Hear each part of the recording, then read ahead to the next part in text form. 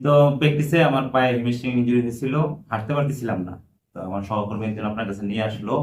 তো এখন আলহামদুলিল্লাহ আমার পা অনেকটা ফ্রি। আমি চিন্তা করছি এখন যে আমি প্র্যাকটিসে মিলবো। আলহামদুলিল্লাহ। খুব রিল্যাক্স লাগতেছে, খুব ভালো।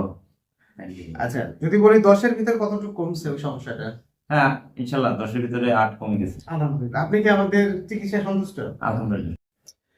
আসসালামু আলাইকুম দর্শক, সফলতার গল্পে আপনাদের স্বাগতম। আজকে আপনাদের সাথে আছি আমি ডাক্তার মারুফ হোসেন, আমার সাথে আছে রকুনুজ্জামান ভাই।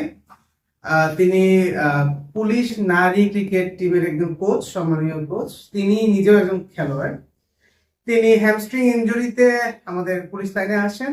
আজকে এক সেশন ফিজিওথেরাপি শেষে রকুনুজ্জামান ভাইয়ের কি অবস্থা আমরা তার মুখ থেকে শুনবো। চলুন। আসসালামু আলাইকুম ভাইয়া। ওয়ালাইকুম আসসালাম। ভাইয়া কেমন আছেন? আলহামদুলিল্লাহ। কি হয়েছিল আপনার?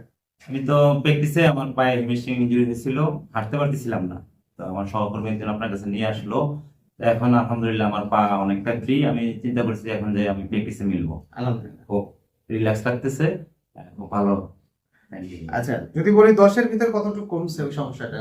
হ্যাঁ, ইনশাল্লাহ 10-এর ভিতরে 8 কমে গেছে। আলহামদুলিল্লাহ। আপনি কি আমাদের চিকিৎসায় সন্তুষ্ট? আলহামদুলিল্লাহ, সন্তুষ্ট। দর্শক, হ্যামস্ট্রিং ইনজুরি, কোয়াড্রিসেপস ইনজুরি খেলোয়াড়দের বা আপনারা যারা ওয়ার্ম আপ করেন বা দৌড়াদৌড়ি করেন, তাদের জন্য নৈমিত্তিক ঘটনা। সো এই ধরনের সমস্যা একজন কোয়ালিফাইড ফিজিওথেরাপিস্ট শরণাপন্ন হলে তিনি আপনাকে কিছু অ্যাসেসমেন্ট করবেন, ডায়াগনোসিস করবেন এবং স্পোর্টস ফিজিওথেরাপিস্ট আপনার কোয়ালিটি যদি সম্পূর্ণ হন, অবশ্যই সুস্থ করতে সম্পন্ন হবে। ধন্যবাদ সবাইকে, আর ভিডিওটি শেয়ার করে দিবেন।